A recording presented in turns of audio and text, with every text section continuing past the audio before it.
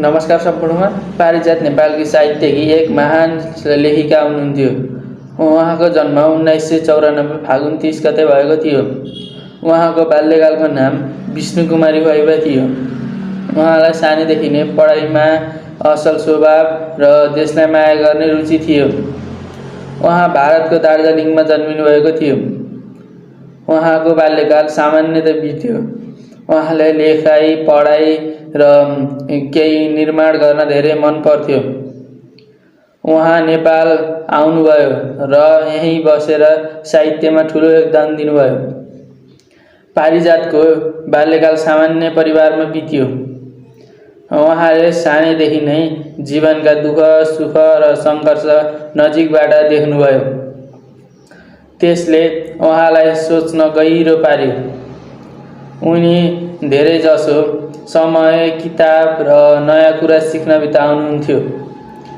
यही बानीले गर्दा उहाँ एक महान सफल साहित्यकार बन्नुभयो। उहाँले कविता, कथा, निबन्ध र उपन्यास लेखिन्।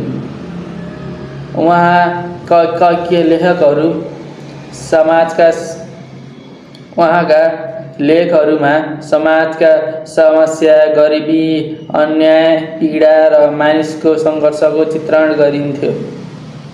उहाँले आफ्ना रचनाबाट समाजलाई सचेत गराउने काम गर्नुहुन्थ्यो। उहाँले सबैभन्दा प्रसिद्ध कविता सर्किलो पाउलो भन्ने लेख्नुभयो। यो उपन्यास नेपाली साहित्यको उत्कृष्ट कृतिमध्ये एक मानिन्छ।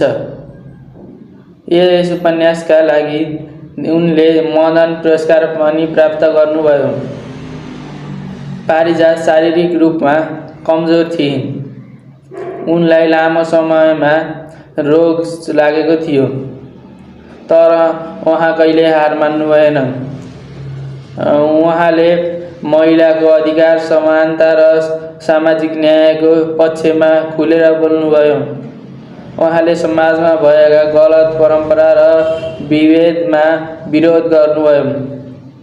र दुःखदको कुरा के हो भने 2050 सालमा उहाँको निधन भयो। उहाँको निधनले नेपाली साहित्यले एक महान ठुलो मान्छे खोएको थियो।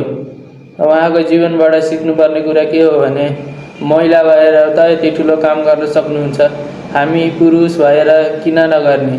हामीले धेरै मिहिनेत गर्नुपर्छ। उहाँ यति कमजोर हुँदाहुँदै त्यसको लागि यति ठुलो काम गर्नुभयो र हामीले नि गर्नुपर्छ भन्ने कुरा सिकाउनुहुन्छ। हस्त, धन्यवाद, नमस्कार।